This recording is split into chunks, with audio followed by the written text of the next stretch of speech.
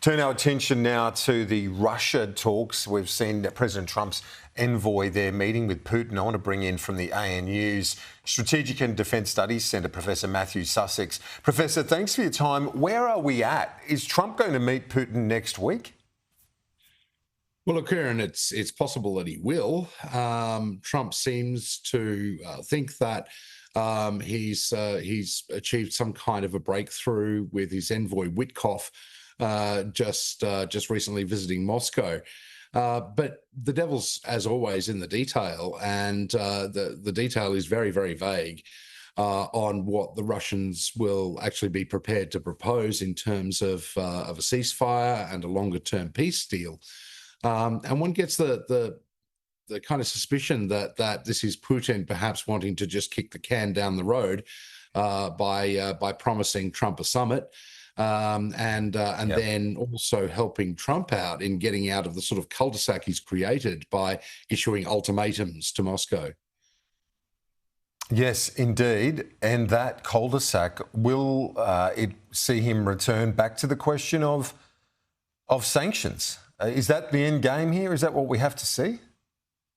Well, I mean, it might be, but it's kind of interesting to note that since taking office, Trump has, of course, shown Putin extraordinary deference. But not just that, he hasn't put a single additional American sanction on Moscow.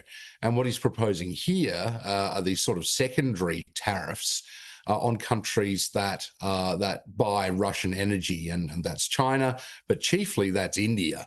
And whether he would be prepared to put a further tariff on India for what he sees as bad behaviour by New Delhi is something I guess we'll have to wait and see. It would make an already difficult relationship, you would think, even worse.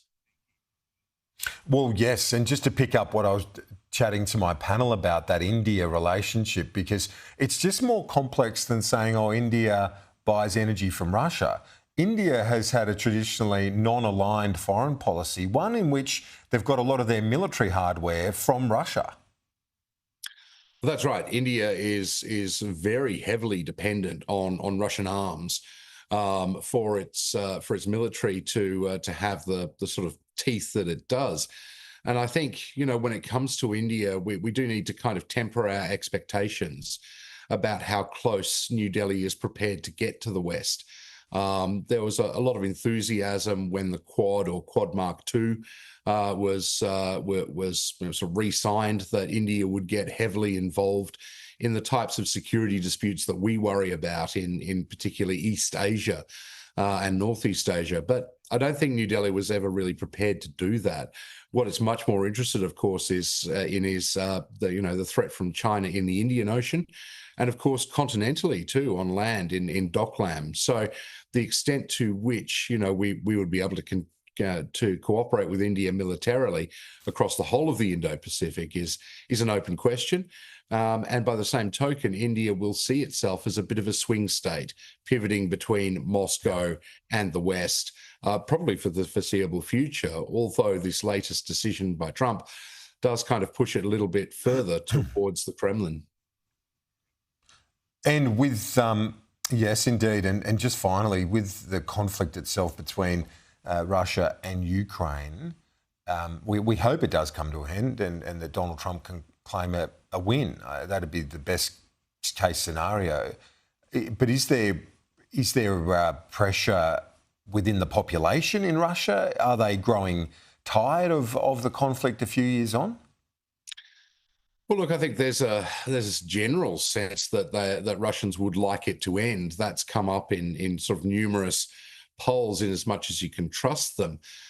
But I think the general sentiment from the Kremlin is that there's no incentive really to stop fighting, and every incentive to try and gain as much Ukrainian territory as possible to strengthen the position at the bargaining table. And it's kind of interesting that the latest summit cuts not only Ukraine out, but it also cuts Europe out. And they'll be vital to any peacekeeping deal that's saleable to Ukraine. And of course, the last thing Putin wants is Europe involved. So, kind of regardless of how much the domestic population is tiring of the conflict, I think Putin really has an incentive to just keep on going and keep on stringing this process along. Professor Matthew Sussex from ANU, great to get your insights. As always, thanks so much. Thanks, Kieran.